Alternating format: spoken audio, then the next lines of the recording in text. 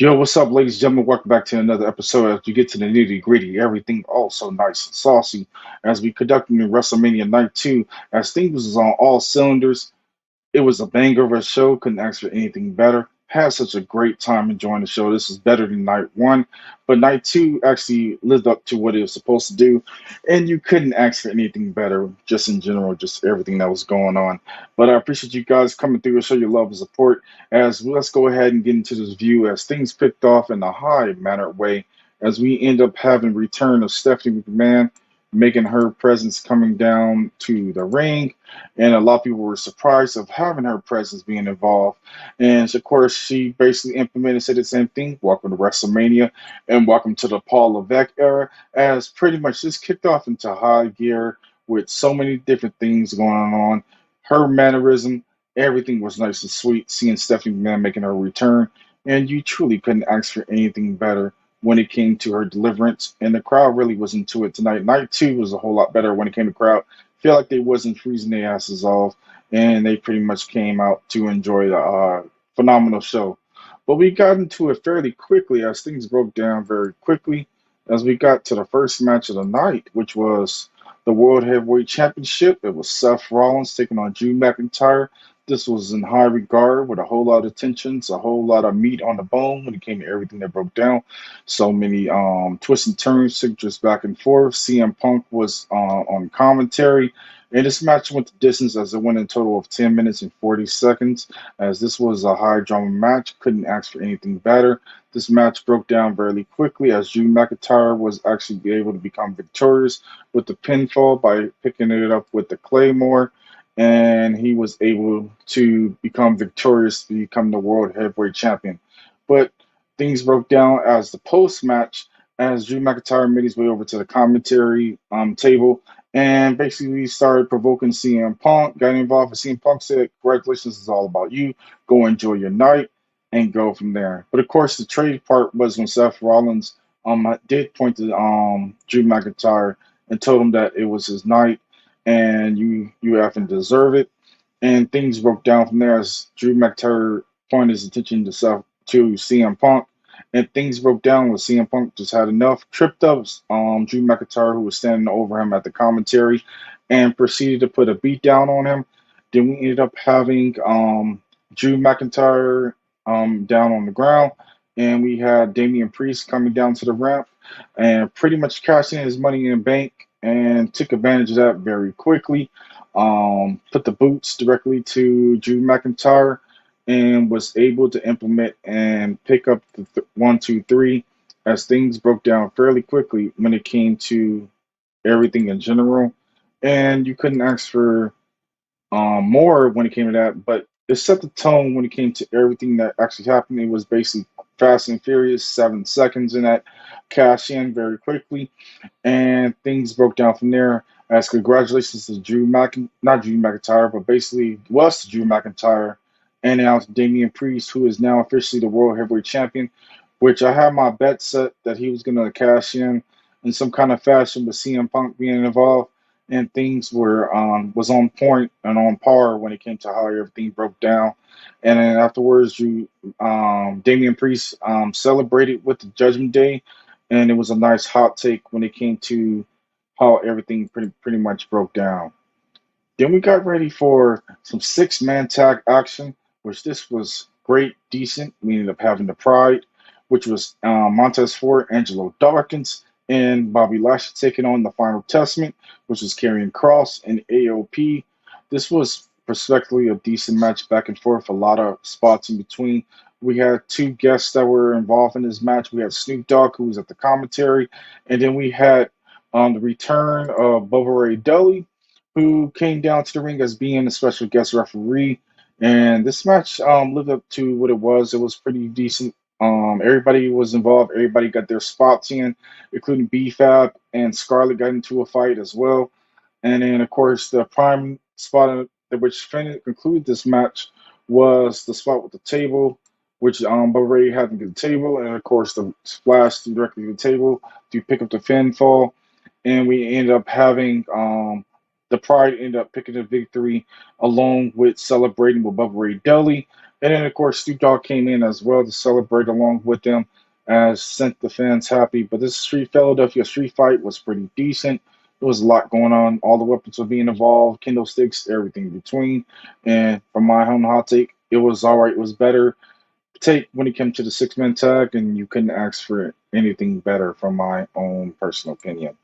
Then we got ready for a high build-up tensions match. It was AJ Styles taking on LA Knight. This match had so much beef into it, but this match was decent. It went to a total of 12 minutes and 28 seconds. Couldn't ask for anything better when it came to this match. A lot of toss and turns, a lot of signature moves. AJ Styles had brought out a brand new theme song. For my own hot take, it was okay, but it wasn't my own hot take.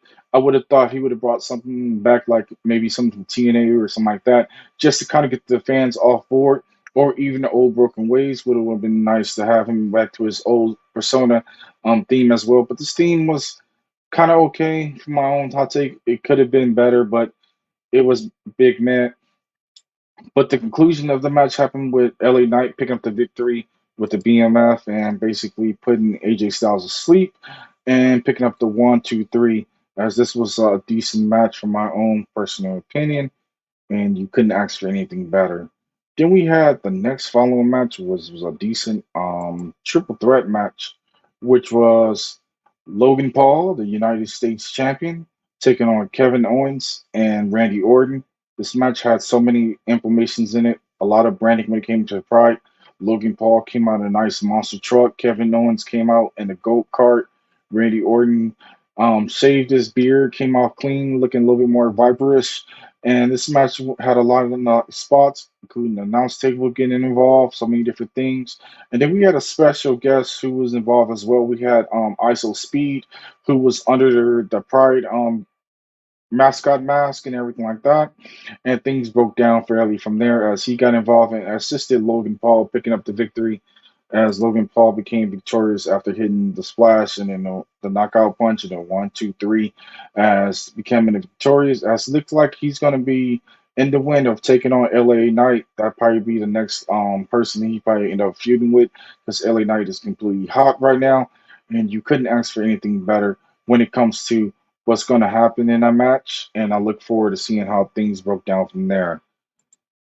Then we have a singles women's action, which is pretty decent. We end up having Io Sky taking on Bailey, which was a whole lot of feud, a whole lot of loving, and at the same time a whole lot of hatred.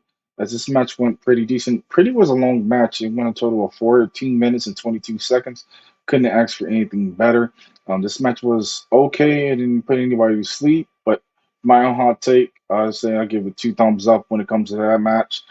Bailey was able to pick up the victory by hitting her signature um, Rose plant and was able to pick up the 1, 2, 3 and ended up becoming the new official women's WWE Women's Champion.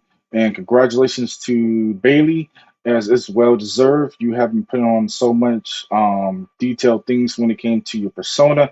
And you changed it up a little bit. If you guys had looked at her haircut and everything like that, she had a new design and everything. And the crowd was really red hot when it came to Bailey tonight, and you couldn't ask for anything better when it came to this direct match. Then we had the next following match was pretty decent. Couldn't ask for anything better. But we got to the nitty gritty when we had the tennis record, which is 145, 298, which was a big presence. They overlapped All In or any of the past WrestleManias, as this officially was the outgated biggest WrestleMania of all time. And congratulations to the WWE for breaking that record and putting everything on great display when it came to everything just in general. And then we got to the big match. The big match of the night was Roman Reigns, who was coming in on his time as being undefeated for 3 years, basically having been pinned in a singles match, taking on Cody Rhodes, American Nightmare. This match had so much drama into it, had so many different things at stake. As this match with the distance, so many people were involved. We ended up having a presence by Jimmy and Jey Uso getting involved. We also had appearance from John Cena. Solo got involved as well. And then we had a special presence, which was from The Undertaker, who pretty much took care of business and took out the Rock out of this whole entire match. And the lights went out as well.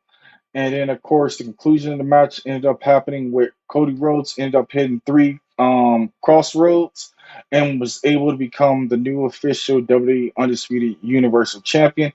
And things broke down fairly well as the whole entire roster came out to celebrate with Cody Rhodes, including his family. I didn't see Dustin Rhodes in the crowd, well, coming directly into the ringside, but it was a big take when it came to everything that was Cody Rhodes just in general. Then, of course, he had that nice spare moment with Triple H, thanking him, and also Bruce Pritchard and a couple other folks who were involved in him returning to WWE. And of course, Triple H's Paul Levesque was making that his poster boy as being his face of the revolution of being a new era, as being Cody Rhodes as being the big man. I know a lot of people have a lot to say about this, but Cody Rhodes has been doing his damn phenomenal, great job, and you couldn't ask for anything better when it came to his deliverance and his presence and how everything broke down. But the bittersweet moment was when Cody Rhodes was able to give the WWE Universal Championship to his mom, to Mama Rhodes, and send the crowd happy in the most fashionable way. And you couldn't ask for anything better when it came to that, just in general. But once again, congratulations to Cody Rhodes, is well deserved, and you deserve having that actual moment, that great moment of being not only the main man, but also being in the most beautiful prime spot of all, being a top guy when it comes to everything just in general. And I appreciate everything that you have done to get to that path and pretty much become that main man of the WWE.